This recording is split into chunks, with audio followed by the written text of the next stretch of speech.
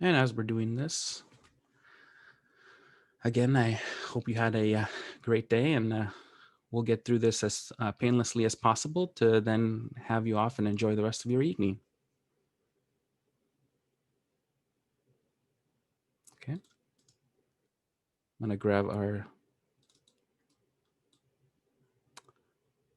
session ID, and I'm linking that now in the chat. So again, if at any time you are having trouble seeing our screen clearly, please jump on the live YouTube stream and you'll be able to follow along with our session.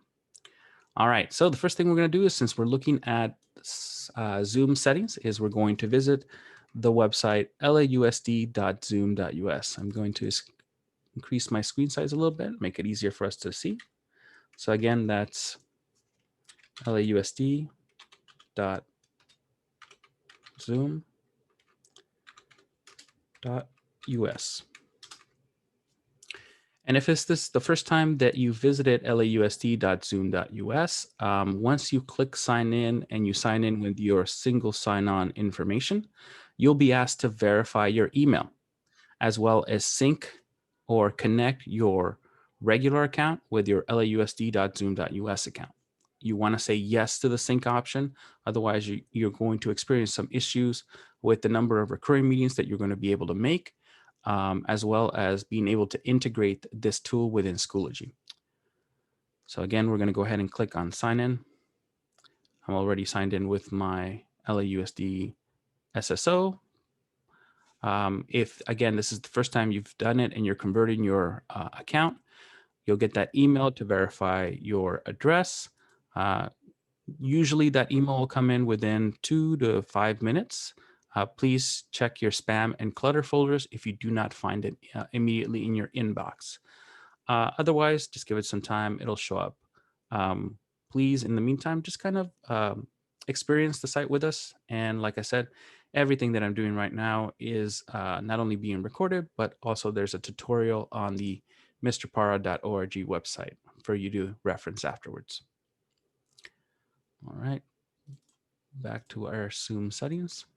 So first thing I want to point out is the menu on the left-hand side. So this is where we're going to navigate around the lausd.zoom website. So you can look at your profile.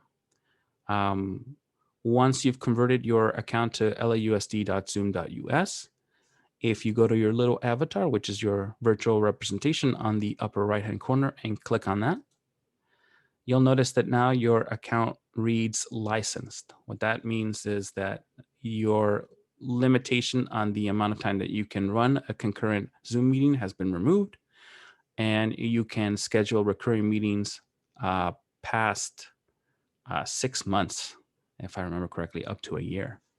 You have you should see your name, LAUSD, email, and the word license to know that your account has been converted. One of the things that I want to point out to you is within that profile section, if you go down a little bit, we're looking for personal link. You can actually customize your personal link so that you can actually send people this link. And as long as you've started a session using the Zoom app, people can go into your meeting without a password. And it's one of those things that for people that you know and you want to have a quick meeting without having to go through the process of scheduling, you can just copy and paste this link and hand it over to them. To do the customization, all you have to do is go down to where it says personal link, go over to the right-hand side. You'll see an option right there to customize. Click on that. And then Zoom will ask, well, what would you like your customized name to be? You might have to check a few out. This feature has been out for a little while for LAUSD. So if you share a last name with a couple of people, well, you might end up having to add a number or two in order to make it your own. Once you've done that, you go ahead and save changes, and you'll now have a personal link that you can share with people that makes it easier to set up meetings in the future without having to do the scheduling process. All right. With that being said, we're going to go back to our menu on the left-hand side.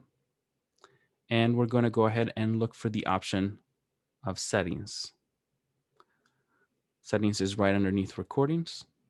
Once we find it, we're going to go ahead and click on it. And there are some settings in here that we're just going to leave on default, meaning we're not going to change them from where they were when we opened the account. But there's a couple that I will point out to you that we do need to verify are either on or off.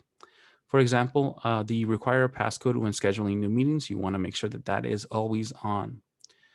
The reason for that is, although we are securing our our Zoom links behind the protective wall of Schoology, there are still applications out there that will check random Zoom rooms based on numbers. And you know that each Zoom room has a number that's associated with it.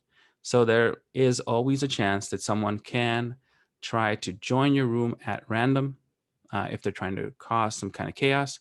The embedded password is going to add just a little extra layer of protection to that. So we always want to make sure that we require a password when scheduling new meetings. Don't worry, I'm going to show you how that's not going to affect our students because we're going to embed our recurring links within Schoology, and that's going to both use a password, but also prevent students from having to use that password to access our Zoom meetings. And I'll show you exactly what that looks like when we get to the Schoology part of this. No, unfortunately, we cannot do that with recurring links. With recurring links, we will want to, or the system will want to associate a an individual or unique ID. So that won't work it. If you want to try to use your personalized link to meet with students, it's difficult, but it is possible. But let's talk about that towards the end. Please remind me during the Q&A session, and I'll talk about the extra steps that need to be done in order to do that. But as far as the way that ITD wants us to put together the recurring links within Schoology, the personalized link is not going to work for that. And again, I'll explain that when we get to the Schoology portion. All right, we're going to go down a little bit more. Leave these in default. There's nothing else we need to change here. Then we head into the schedule meetings section. We want to make sure that the host video is on and participant video is initially off. And this is just how you start the meeting. Now, this is my own personal recommendation because I always think that we should have something for the students to focus on as soon as they come in, or your participants to focus on when they come in. For example, I had that opening card for you guys to look at while that background music was playing, to kind of keep your focus on what our norms or expectations were. We want to, like, by default, turn off participant video because you want to make sure that you have the most bandwidth available to you when you set out to start your class and you're trying to engage your students and show them or guide them through a set of directions and instructions. I realize that somewhere in your class time, you want to maybe turn on cameras and engage in some sort of conversation. But before you do that, again, you want to make sure that you're able to communicate what your initial expectations are. You're able to communicate your directions, and to do that, again, you need to have the most bandwidth available to you. And to do that, we need to make sure that our participants' videos are off and their mics are off. That way, your computer is not processing just sending your information out, but also processing the information that's coming in. When we scroll down a little bit more in the audio type, now this is only my personal preference. I always set computer audio because that means that I'm sending a shorter invite when I need to with other participants other than students. But this just saves time and less clutter, makes it easier to find the invite link. You can still leave your telephone and computer audio if you want. I don't think I've ever had any participants physically have to dial into a meeting. but that is, again, your preference. You want to absolutely make sure that join before host is grayed out, turned off. We do not want to allow students to be able to enter a meeting on their own with other students without you being present. So make sure that this is turned off. This is grayed out. We're going to scroll down a little bit more and leave these in default. When you get to the portion where it says mute participants upon entry, please make sure that that is blue, turned on. We want to minimize the amount of cacophony or noise when you're starting the session. Again, it all goes to that, where are we placing the focus as students are coming in? And how are we building those norms of, okay, we're taking a deep breath, we're logging on, and we're looking to see what is expected of us. As a suggestion, please turn on your upcoming meeting reminder. If you're using the application, this will give you a reminder or a pop-up that says, hey, you've got a meeting in half an hour, 20 minutes, 10, 15, whatever you set that timer reminder for. If we head down a little bit lower, we get to the in-meeting basic settings. We want to make sure that the chat function is turned on, but that we check off prevent participants from saving the chat. We don't want anybody to have access to that chat after the meeting is over, except maybe yourself. We want to make sure that private chat between two participants is turned off. We don't want to allow students to be able to message each other privately during a session. We also want to make sure that auto saving chats is turned off to give you the full control of when that chat is saved and when it is not. Here we are at that sound notification setting. So sound notifications when someone joins or leaves, that is, again, that little auditory reminder that, hey, somebody joined the meeting and they may be waiting in the waiting room for you to allow them in. Make sure that that's turned on and that the play sound is set for everyone. The rest of these we can leave in default as is. We want to make sure co-host is turned on. Polling is turned on because it's just a tool of engagement that we want to try.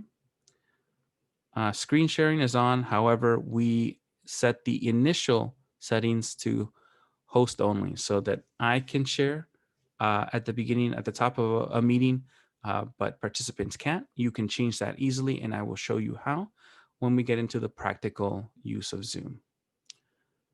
We want to make sure that annotations are turned on, and the option to allow saving of shared screens with annotations is checked. We want to make sure the whiteboard function is turned on and that we check off allow saving of whiteboard content.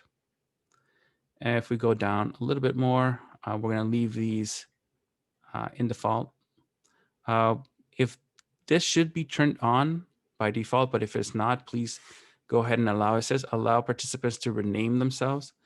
We're doing this because initially during the first couple of weeks, as students are getting used to using Zoom on a more frequent basis, some of them might be doing it correctly. And by that, I mean they're logging into Zoom with their mymail.lausd email. And some of them might be just using the link and not logging into their accounts, which means they're going to log into your Zoom session as the name of the device, iPhone, iPad, whatever device name they have. And you want to give them the ability to rename themselves so you don't have to take the time to go around and rename every student. We want to make sure that to hide participant profile pictures in a meeting, because as much as we would want to depend on students to be conscientious about the types of avatars they might select to represent them, they may not always make that initial positive choice. So we want to make sure that those avatars or pictures that the students select are hidden. As we go down a little bit further, we want to make sure the breakout rooms are turned on. I hear that the webinars that are being provided for the middle school and high school level on Monday the 17th and the 18th, we'll have a specific section dealing with breakout rooms. So I'm only going to go over the basics. Those sessions will go a little bit deeper in how you would use these breakout room functions in your curriculum. We want to check off allow hosts to assign participants to breakout rooms when scheduling. The rest of these we can leave in default. We've come to virtual background. ITD doesn't really have a stand on this. I would say leave it on. And again, this is one of those things where you would talk to your students regarding norms of appropriate use during a meeting. But the reason I suggest leaving it on is that some students may not have that quiet, attention-free environment, and we may want to use the virtual background to kind of hide some of those background distractions for students. The only thing I do suggest is you do not allow the use of videos for virtual background. Next, we have a new option that this has come out of Zoom's latest update, the update 5.2. And video filters essentially are what they are on Instagram and whatever other social medias. I'm not one of those social media heavy person, but these things allow you to overlay images on top of your webcam video. So you can add a little eye patch to yourself, or a hat, or a mask, or bunny ears, or a little doggy tongue. I don't know about you. That sounds like it might be a little too distracting for day-to-day instruction. It might be great for maybe an avid fun Friday where everybody can come in as a pirate, but that should be your choice, and you should know how to both activate and deactivate that function. So that's under video filters, and I'm going to suggest that you keep that off for now until you know how you might want to use that function. We're going to go down further and leave the rest of these settings in default, and we are now done. Now there's nothing else that we need to do settings wise in our lausd.zoom.us website. So I'm going to go back to the top, and at this point I'm going to switch my camera view, and what should happen is my video will come on and it should pin as I continue talking, and it should extend. If it does not extend for you, you should be able to right click on my avatar video and select pin video. And that way it'll increase in size. And that's only because I want to show you a couple of security tools in Zoom, but unfortunately I can't do that as the host because when I am sharing the screen, Zoom hides those controls. So I have to use a couple of little workaround tricks, and hopefully this will work, but you'll tell me whether or not it doesn't. So give me just 1 second to switch over.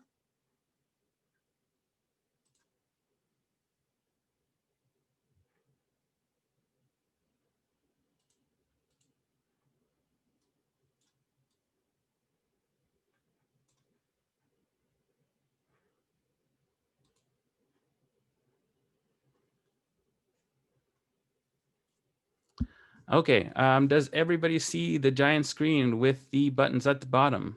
Let me know.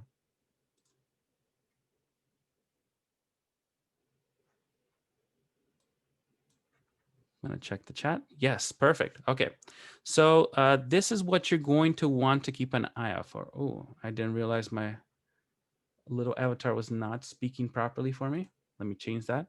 There we go. That's a little less creepy. Can't believe nobody mentioned that. Okay, I'm going to turn off the video so it's not distracting. Down at the bottom of your Zoom controls, there's a button that's going to be very important to us, and that is the security button. The security button sits next to participants and to the right of video. If we hit the security button, we get a couple of different options. We can lock the meeting, meaning we can prevent anybody else from joining. We can move down and see how shared screen is not checked on. It means right now participants are not allowed to share their screen. If I, though, click on this, participants are now able to share their screen with us. And so this is a good way for you to quickly switch between allowing students to share screen and not allowing students to share screen. This is also a way for you to shut down the chat. If you see something happening in the chat that you're like, oh, I can't let this continue, all you have to do is open up your security button, click on chat. That'll automatically stop the chat, and students, participants, everyone will not be able to use the chat anymore. I'm gonna go ahead and reactivate this chat function. Also notice that you have the ability to take away the power for students to rename themselves and the ability for students to unmute themselves. So let's say that you enter the meeting, people are being really rowdy. You have the power to mute participants by hitting the participants button. And when that screen comes on, you have the mute all button. And let me see if I can make this a little bigger. You have the mute all button. But on top of that, if you go down to your security button, you can click on or check this off. And right now, students have or participants have the ability to unmute themselves. If I take the check off, and this is not checked off, no one can unmute themselves. You're not going to see the security button on your screen, but hopefully you can see it on mine. And the reason you can't see it on yours right now is because you're not the meeting host. When you are the meeting host, you will have the security button. Mr. Dale, did I answer your question? And I will allow us to unmute ourselves now in case you want to jump in and respond. It makes it easier sometimes than typing. Oh, we can't see it on my screen. Is anybody else not able to see my screen? Me too. Okay. Me too. All I see is your name. Yeah, I don't see it either. Okay. Can't see it. Let me change that. Does that make it a little easier to see now? This green lady I'm looking at, she fell from grace when she ate someone. No. Right? Okay, let me make one little change here. So then she had sex with Adam. Okay. And let's turn on video.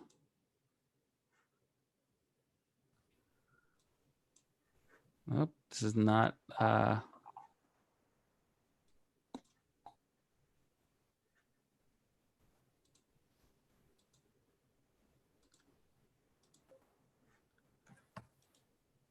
Let's make sure that.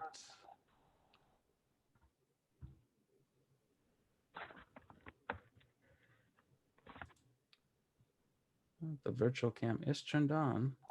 Let me stop it, start it again. Okay, stop my video, start it again.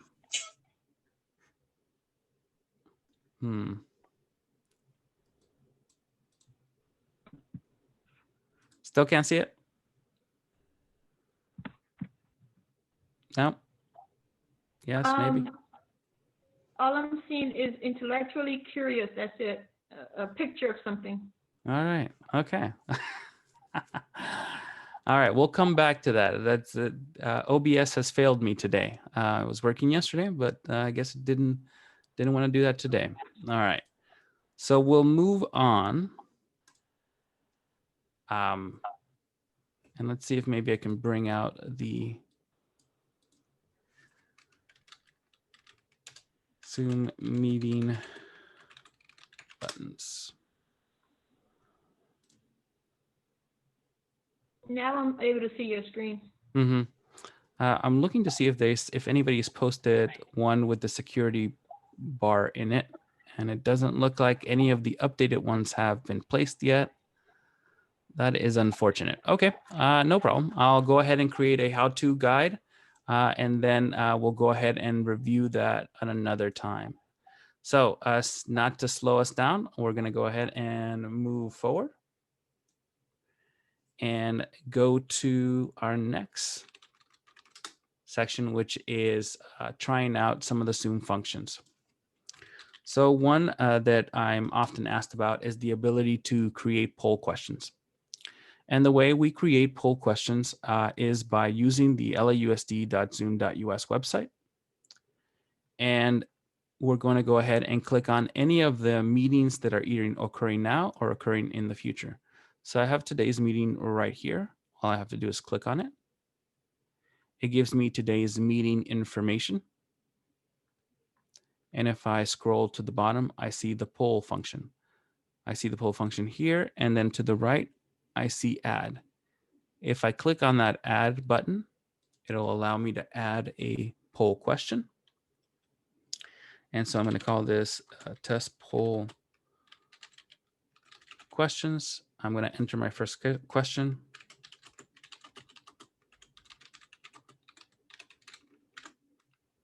I'm going to decide that this is going to be multiple choice.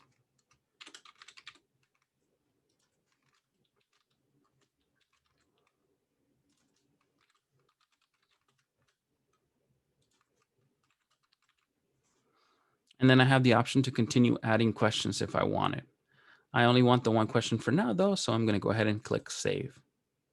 You'll notice if I scroll back down, I have 2 sets of polls with questions that I can edit again if I need to, or delete. So what we're going to go ahead and do is, again, because Zoom doesn't allow us to show the meeting buttons while you're hosting a meeting, I do have a short little tutorial video to show you how to then deploy those polls. I'm going to stop sharing just because now I'm a little paranoid, making sure that I turned on the sound. I did. Okay. No more interruptions. Okay. All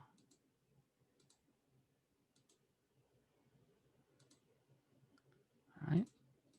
Also note that you can create new questions during a Zoom session using the lausd.zoom.us website. Okay, so now that I have my poll questions ready, how do I deploy those during a meeting? So what we're going to do is, once we bring up our screen share functions, you're going to see this navigation bar on top. By the way, let me take a moment because now I see that in my video I have the security button. So there's your security button that is to the right of the stop video and next to participants. Clicking on that button gives you easy access to turning on functions like the chat, turning it on and off, allowing participants to share screen on and off, or to be able to take away the ability for students to unmute themselves. All right, let's go back to that video. Right next to the box marked participants, you're going to see a button for polls. All we have to do is click on that button, and you see up here, there's a downward pointing arrow. If I click on that, it opens a drop-down menu that shows me the sets of polling questions that I've created. So if I go down to the one that we created, polling 3 sample questions, then it shows me all the questions that I've created under this poll. And all I have to do at this point is launch the poll. The poll will not be visible to participants. They're able to answer and interact with it. Please note though that you must have access to the application either on your phone or on your PC or Mac in order to use this function for participants. If participants are logging in using the web function, they will not see the poll. So as people are answering the questions to the poll, it gives me a timer, shows me how long this poll has been active. When I've decided that, we're about done taking submissions, I'm just going to go ahead and click the end polling button. And then I have 2 choices. I can either share the results with the participants, or I can relaunch the poll question. But that's it.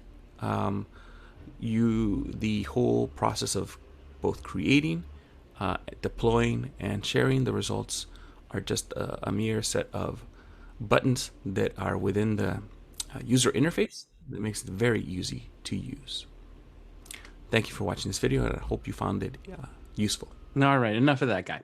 So let's go see that poll function in action. Some of you who are already part of the Future Ready class may have already seen one of these in action, but those of you who have not yet experienced, I want you to take a look. So I'm going to go ahead and launch our poll.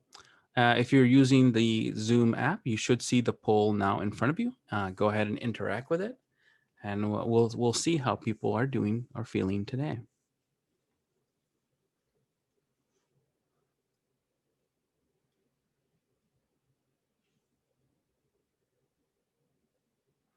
And as this is going on, from my perspective, I can see a timer running, as well as seeing how many of the participants have responded to the poll, and also the percentage of people that are responding to the poll.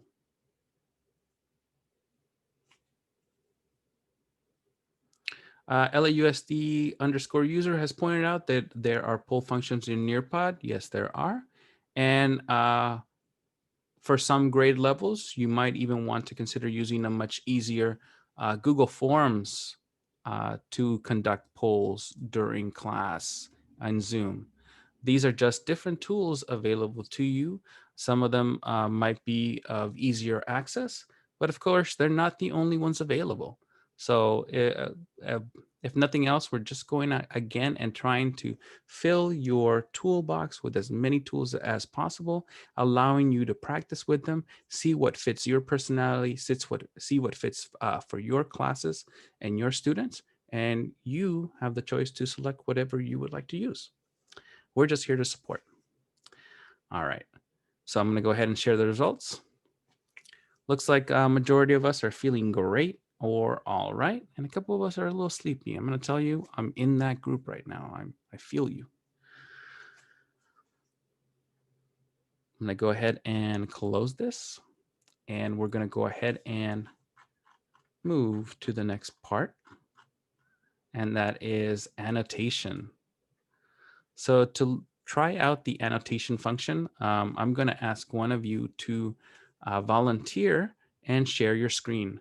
And I will take you as the participants through the functions of using the annotation function, while our volunteer is going to practice using the control functions of Zoom, how to allow annotations, how to disable annotations, how to save annotations, and then how to reset a screen. So I'm going to stop sharing right now, and I'm going to ask for a participant in our meeting to share their screen.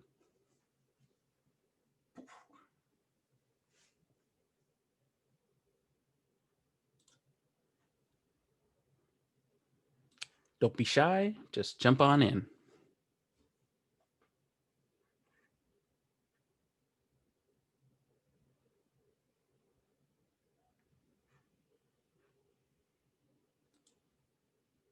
Miss Baker, if you're still out there, can you share your screen with us? Only host can share. Oh, thank you for speaking up. Let me go ahead and hit my security button and allow that, and now it is allowable. Thank you so much for that. You're welcome. All right, wonderful. And look, Ms. Baker sharing her wonderful Bitmoji classroom. I love it. It's great. All right, ladies and gentlemen, what we're going to do is we're going to move our mouses up until the top. They hit the top of the screen. We're going to see that green bar that says you are viewing Ms. Baker's screen. To the right, we're going to see view options. If we click on that, we see the option to annotate. Go ahead and click on the annotate function and try out the different little options you have for annotation.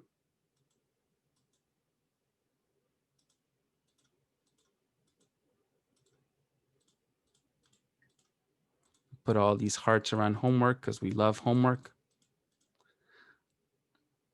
All right, Mr. Moody, if you put your mouse towards the top of the screen, you're going to see a green bar that says you are viewing Miss Baker's screen. To the right of that, you're going to see the view options. If you click on view options, you'll see a drop-down menu open. Annotate is the third option below. Once you click on annotate, you'll get the annotation bar. And then we can add text.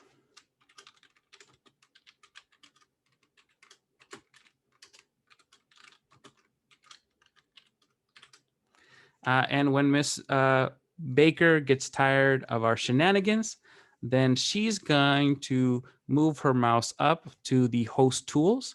She's going to find the button marked ... more. And when she clicks on that, she'll see the option to disable annotation. And then all of a sudden, our bars disappear and we are no longer able to annotate on anything on the screen. And Miss Baker can either delete one by one, or she can have the option to clear the entire screen, or she also has the option of saving the annotation that we put. Now, these annotation tools are great for building out thinking maps, creating association between ideas, getting students to kind of jump in and add their own opinions or thoughts on a question that you've posted.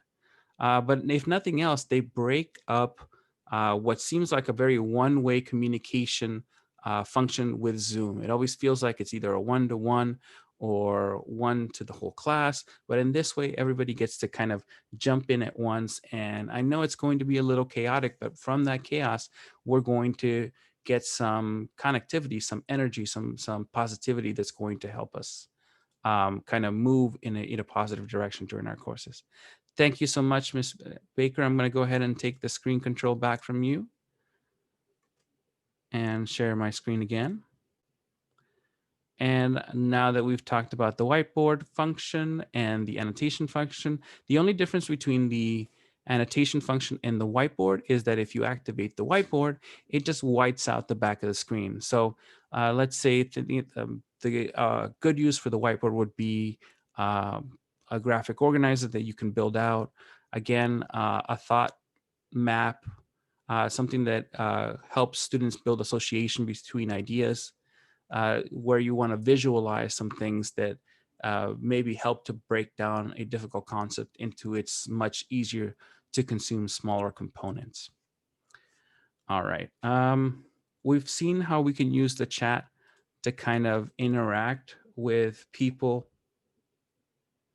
during a meeting, so that you don't have people trying to talk over each other or it becoming a little chaotic.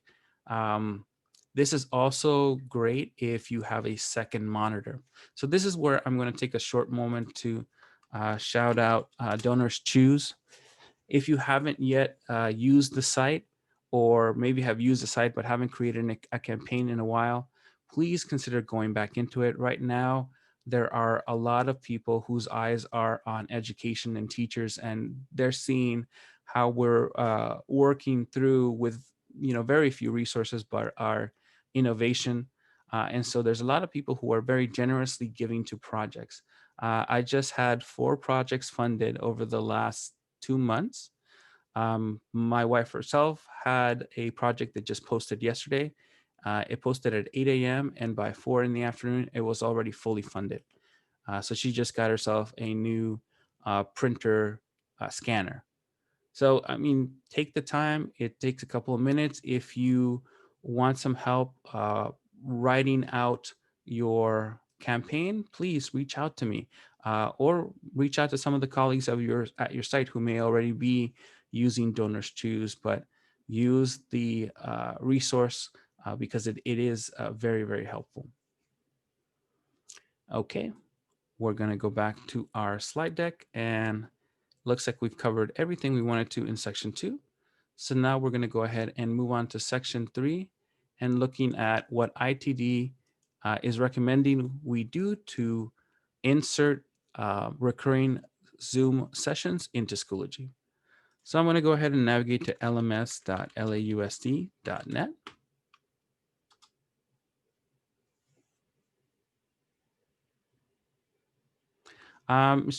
Very good question. Right now, Donors Choose is allowing materials to be shipped to home, but only specific vendors are doing that. I believe for Amazon and for Best Buy, as long as an item is less than $500, it can ship to your house.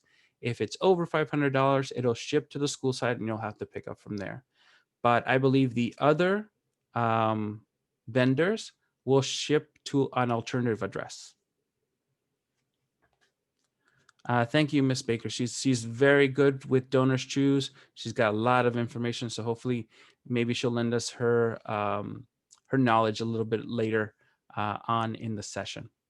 Okay, once we're in Schoology, and I'm going to go ahead and increase my screen a little bit, we're going to use our upper navigation bar to visit one of my sample courses. So this is Sample Science 6 to 12 course. You'll notice that there is a running theme. I wonder what that might be.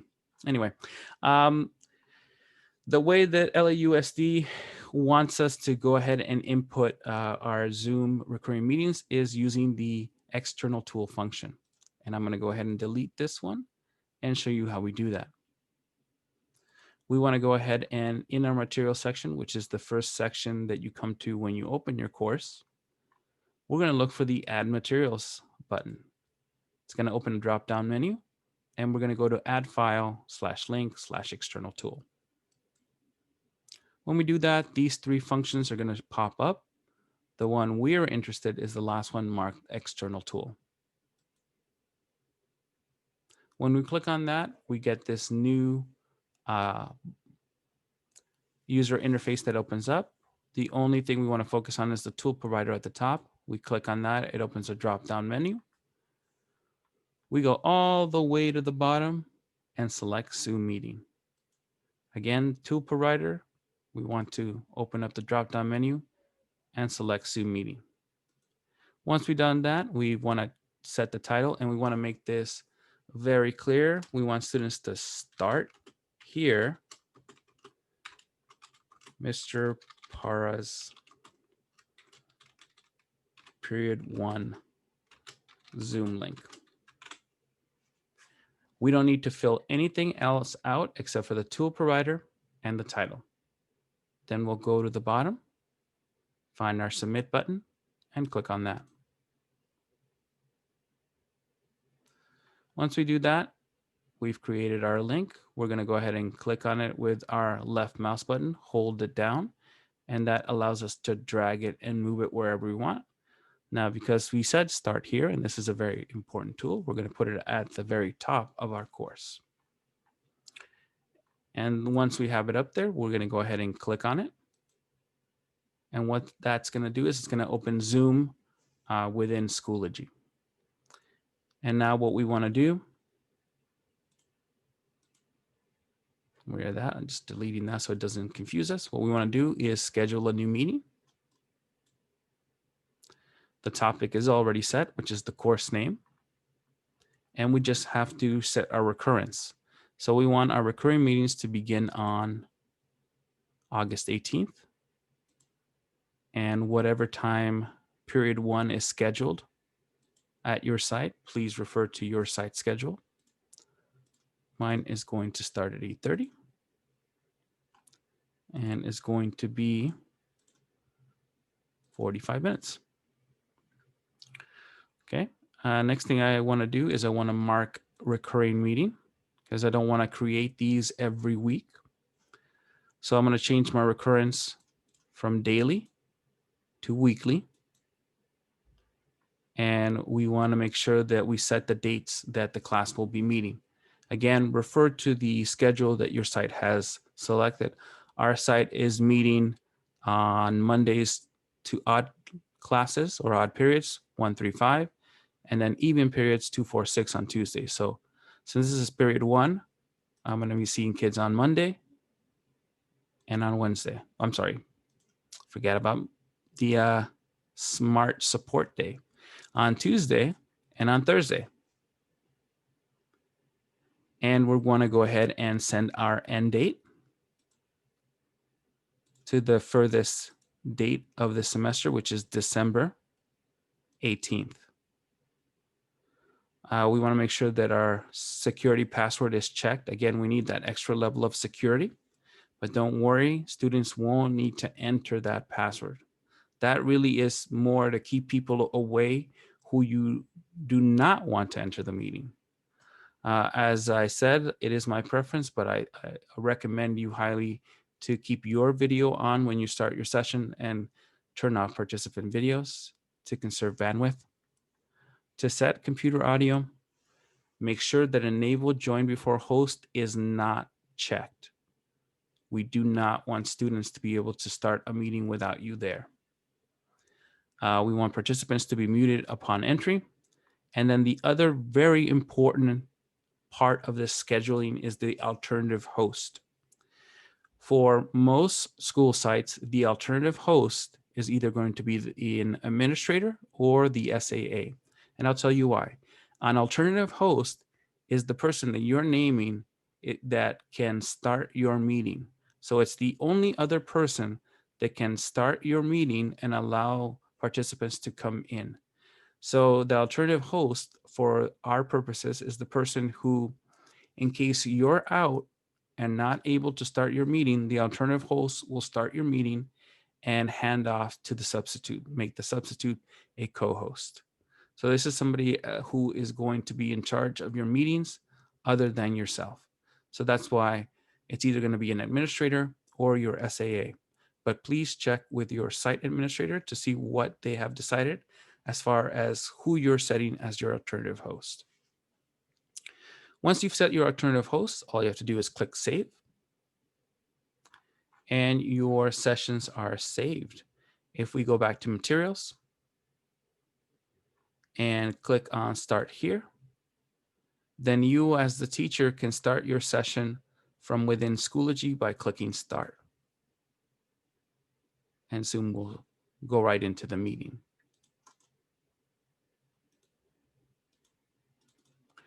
Let me show you what this would look like from a student's point of view, and know that you have this ability too. Underneath the course picture, there are course options.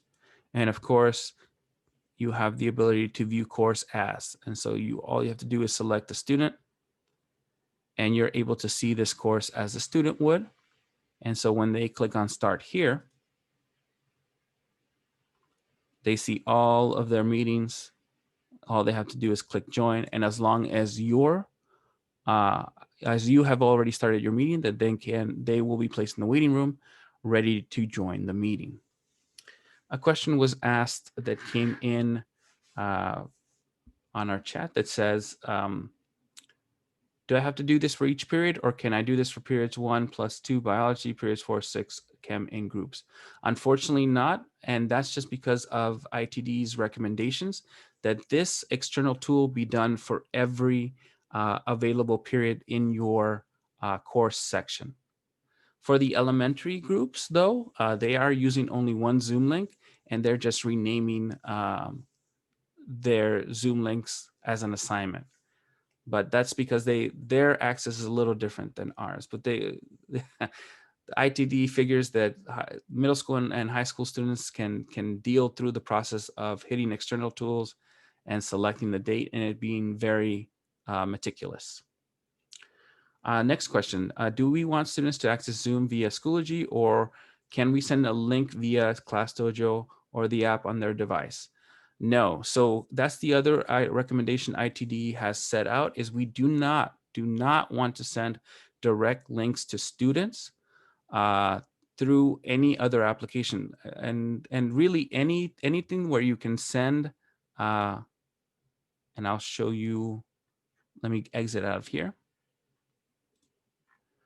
If you send students this link, there's nothing to prevent that any student, and of course we don't want to think this, but there's nothing to prevent that student from sharing that link anywhere online. And because this link has an embedded password, it's essentially not only the direction of where your meeting is, but the key to the door. So you don't want to send out you don't want to send out this link to any one person. Notice that when we put the link inside Schoology, that it is hidden either by a button or with the meeting ID and not showing the password. So even if students share the ID with somebody else, that person can't get in unless they have the password, which is what we're not sharing with them. Because if students have access to Schoology, all they have to do is hit that start button. Great question, Ms. Purnell. The video, this whole session is being recorded and will be accessible on mrpara.org when you're done, but it's also available through the Community of Schools Carson YouTube page, which I will link at the end. All right. So any questions regarding use of the external tool or organizing and scheduling your recurring meetings from now until the end? Mr. Para, this is Yes. Mrs. Sterling. Hi, Mrs. I Sterling. put a question in regarding, can I play around with this in my sandbox on Schoology, or Yeah. do I have to use an actual course? Nope, you can absolutely test any of these functions out in your sandbox. And then if you find that the tool works and it meets the, let's say that you were practicing scheduling for period 1, you can actually copy that tool over from your sandbox to your period 1. Thank you. Yeah, absolutely. Mr. Para, I have a question, please. Yes, go ahead. This is Mrs. Esayan. What's the difference between this link, this function and posting Zoom on, posting the link on their Schoology account, which And is by posting the link, are we talking about this where link right here? Yeah.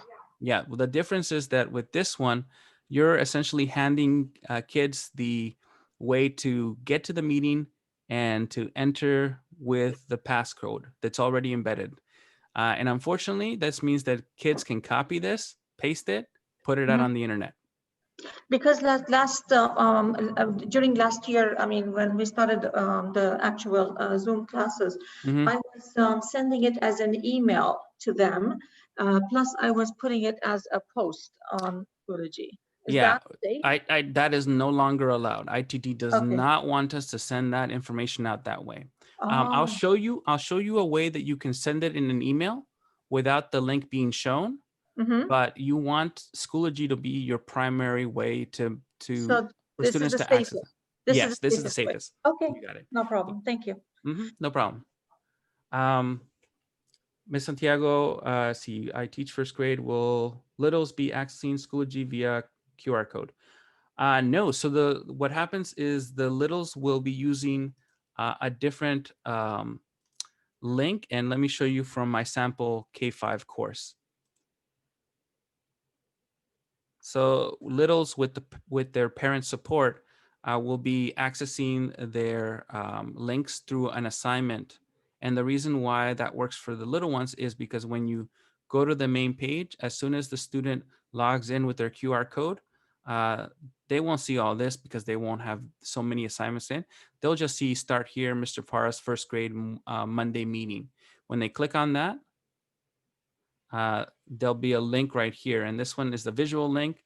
It's actually a GIF. They'll click on it and it'll open the Zoom meeting. And the password is already embedded so that the parents or the kid, no one will need to put in a password. So that's how we're doing it for the elementary grade levels. Let me cancel this, close this off. Unfortunately, we can't use the little Zoom GIF for the middle school and high school levels. Talk to ITD about that. But this is also a way to hide the link where, again, it's not visible to students to copy and paste. I'm going to go back to the middle school, high school level area. Does anybody have any questions regarding, any additional questions regarding the external tool or linking of the recurring Zoom sessions?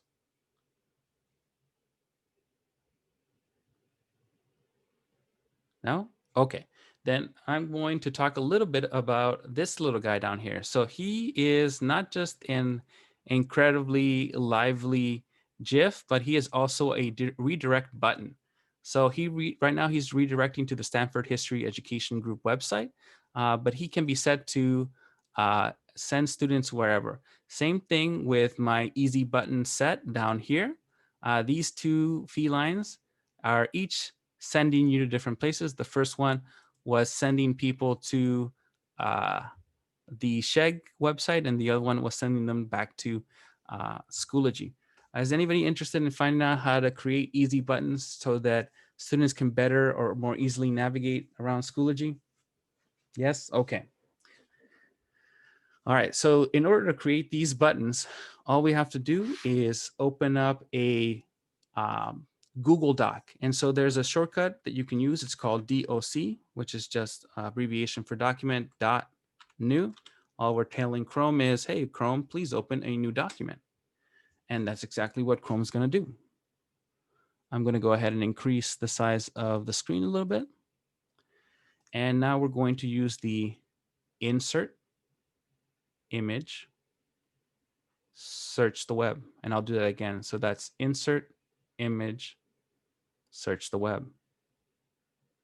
Insert image, search the web. When we do that, we are going to get the search function within the Google Doc, and we're going to search for Google Classroom logo.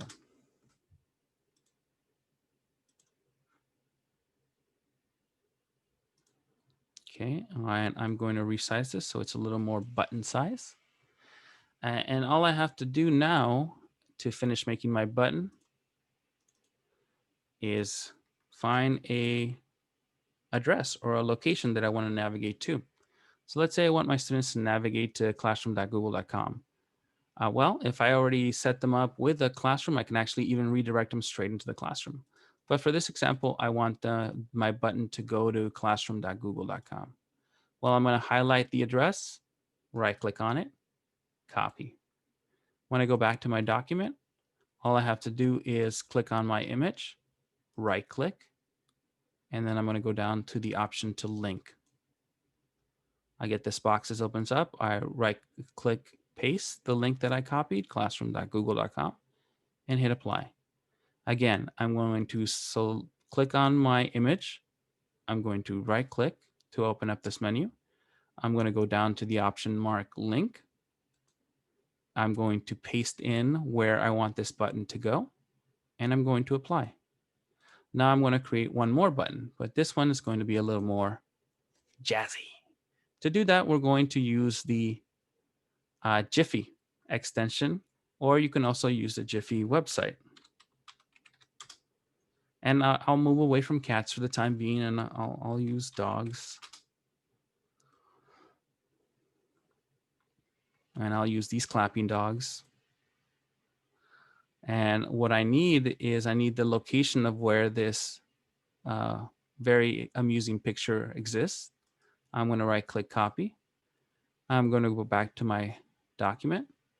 And now I'm going to do insert image. But instead of going to search the web, I'm going to go down to by URL.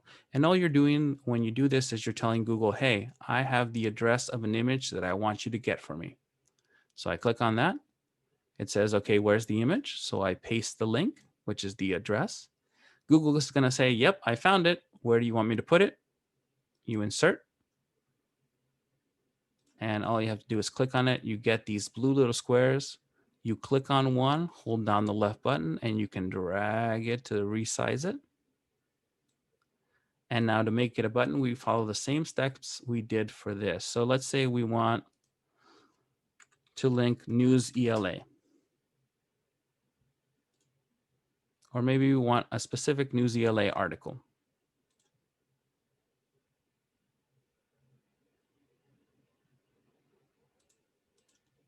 Oops, so many things. Skip sync. Save.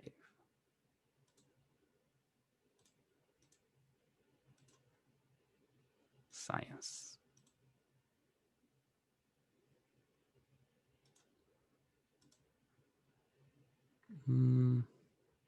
Science. Okay. So I'm going to go ahead and select this and copy it. And I'm going to go back to my file, select my GIF, right click, link, paste. And there's the link. This is where I want this button to go. I hit apply. And now I have my two buttons. How do I get that onto Schoology? Well, all I have to do is do a keyboard shortcut, Control A, which is going to select everything. And then go back and right click, copy. Now I go back to Schoology. And I'm going to use a function called add page. And what a page is essentially a blank space where you're telling Schoology, I don't want you to hide this information behind a link. I want you to show it directly on this page. So I'm going to call it interesting sites. I'm going to click anywhere inside the doc or the Word box, and I'm going to right click, paste, and there are my buttons. All I have to do is make sure that display on new page is clicked on and create. And I have my 2 buttons. And now students can click on this. It'll take them to Classroom, or they click on this. It'll take them to the News ELA article. You can also use this if you want them to go to one of these applications. And I'll tell you why, because you see, as I'm moving my mouse over these, down here, you can see that all of that is it's redirecting to another website. So if I wanted to open Nearpod, I would right click, copy link address, and I would go back to like that, and I say, I want my dogs to redirect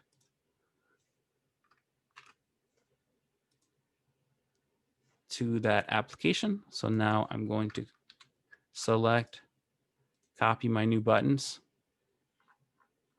go back here, edit, select all, delete, paste, save changes. And now my dogs, oops, did I not update my, I did not update it. Nearpod, copy address. Nope.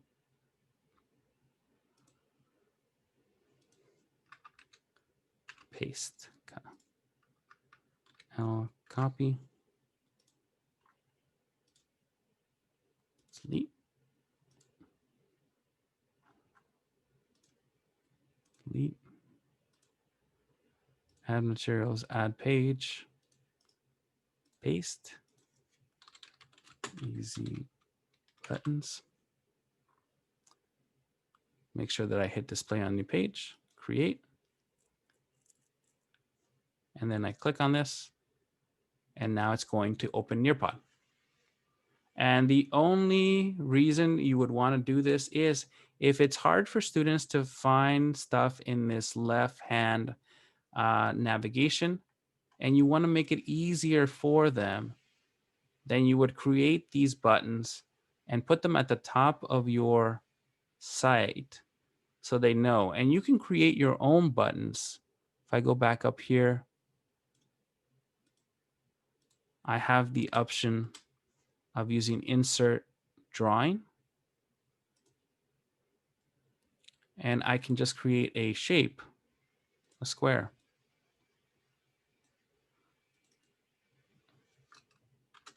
Click here to access Nearpod.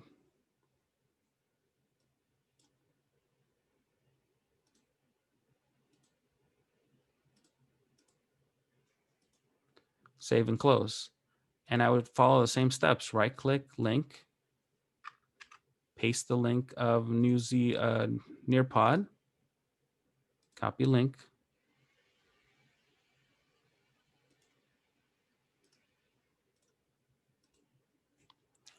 and all I have to do is copy this button,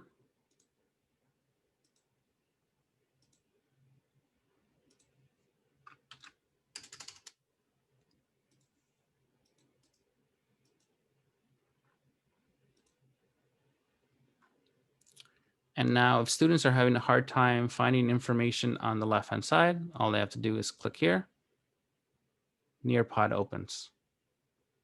So we're not necessarily beholden to this navigation. We can always mess with it so that it becomes a little more useful or a little more user-friendly for us. Okay. Beyond this, I want to talk a little bit about Adobe Spark. And so spark.adobe.com. Again, it's a completely free web design or just design website. Everything is done online. You as an educator, our students both have free access to this resource, and they can create all kinds of wonderful visual media, as well as be able to edit videos online with a step-by-step process, and create very interactive websites. So I would say take the time, work with some of this. Some of the things that I've created with this are cover buttons for my course. So for example, this is just a background image of a very fierce looking cat with the text science on it. And now when I click on courses, you know, students have something to look at other than just this blue background book and pencil that they're going to see a lot of when they log into their courses. Differentiate your classes, make it easier for them to see, make it easier or more enticing for them to kind of come in and see, well, what's inside. I have some how-to videos on how to use Adobe Spark on my website, so feel free to look at those. But other than that, one other thing that I wanted to show you with Adobe Spark is that you can create your own cards to share norms for your Zoom class. So this is a sample one that was created for my site, Stephen M. White Middle School. And this just goes through reminding students, you know, at the top of every meeting, these are the expected behaviors. This is how you can interact properly with us or with one another, so that you can make it very clear that, you know, it's not just something that they're tuning into, it's something that they're expected to participate in, and in so doing are expected to participate in a way that is very much similar to what we would expect from them in the classroom. So I'll link this copy on the mrparra.org website, and then if anybody's interested, please let me know if you want me to do a tutorial on how this was created. Let me go back to the agenda. Changing course icon. Okay, so very easily, and I'm gonna enter a course. And if I put my mouse over that course image, I'm gonna get the option to edit picture. If I do that, then I can use any of the standard defaults, or I can attach a picture, meaning I can select one. If you're going to use Adobe Spark to create the picture, then the only advice I have for you is the size. The appropriate size for a button in Schoology is 350 pixels by 350 pixels. That gives you that nice square that fits the course size. So this is 350 by 350. At this time, I think we're going to go ahead and open up to Q&A. So feel free to either type your questions or turn your mic on and let me know. Did you have any questions about what we covered? Do you have any questions about something else that you used and maybe you wanted to know a little bit more about? Now, fair warning, I have a good set of knowledge, but I don't know everything, so I'll help you out the best I can.